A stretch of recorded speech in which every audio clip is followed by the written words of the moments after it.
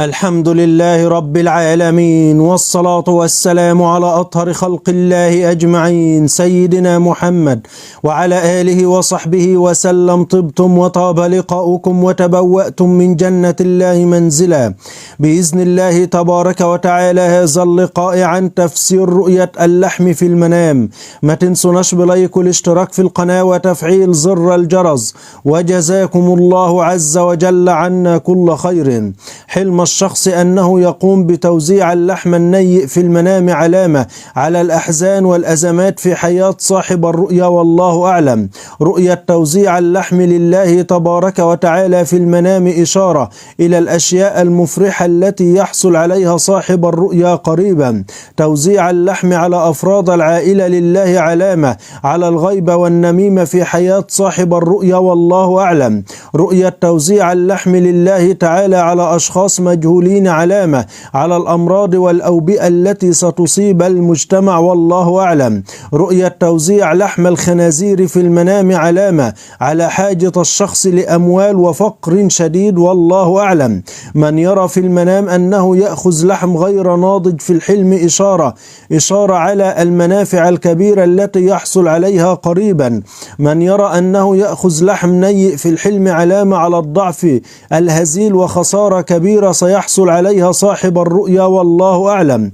حلم رؤية اللحم النيء في المنام علامة على الحمل القريب لزوجة صاحب الرؤيا، والله أعلم. من يرى أنه يأخذ لحم النيء في المنام من شخص لا يعرفه علامة على العدو القريب الذي سينال منه وسيحدث له مكروه، والله عز وجل أعلى وأعلم. إذا رأى الشخص أن هناك رجل ميت يقوم بإعطائه اللحم المطبوخ في الحلم إشارة إلى تيسير الأمور وتسهيلها، والله أعلم. رؤية أخذ اللحم المطبوخ من رجل ميت إشارة إلى تحسين الأحوال إلى الأفضل.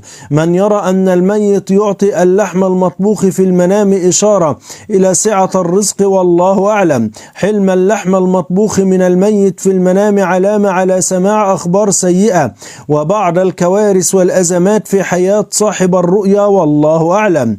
رؤية أحد الأشخاص أنه يقوم بإعطاء شخصا لحما نيء علامة على كرب شديد لصاحب الرؤيا، والله أعلم. رؤية الشخص أنه يقوم بتقطيع اللحم وتوزيعه في المنام إشارة إلى موت أحد الأقارب أو الأصدقاء، والله أعلم. حلم الرجل أنه يقوم بتوزيع اللحم على فقراء العائلة علامة على وجود العديد من المشاكل بينهم، والله أعلم. توزيع اللحم في المنام على الفقراء علامة أنه يحتاج إلى الأموال أو أنه يعاني من ضيق في الرزق، والله أعلم. رؤية شخص يعطي اللحم النيء في المنام علامة على الفقر وقلة الأموال لصاحب الرؤيا. من يرى أنه يعطي لحما نيئا في المنام إشارة إلى المشاكل والخصومات التي يعيشها الشخص. حلم إعطاء اللحم النيء في المنام علامة على حدوث مصيبة كبيرة لذلك الشخص، والله سبحانه وتعالى أعلى وأعلم. حلم إعطاء اللحم النيء في المنام علامة على حدوث مشكلة كبيرة لصاحب الرؤيا. رؤية إعطاء اللحم النيء في المنام علامة على مشاكل كبيرة بين صاحب الرؤيا وبين أصدقائه، والله أعلم. رؤية المرأة أنها تعطي اللحم النيء في المنام علامة على الأوجاع والآلام التي تعاني منها صاحبة الرؤيا قريبا، والله أعلم. لا تنسوا قراءة آية الكرسي بعد كل صلاة مكتوبة وقبل النوم، والسلام عليكم ورحمة الله وبركاته.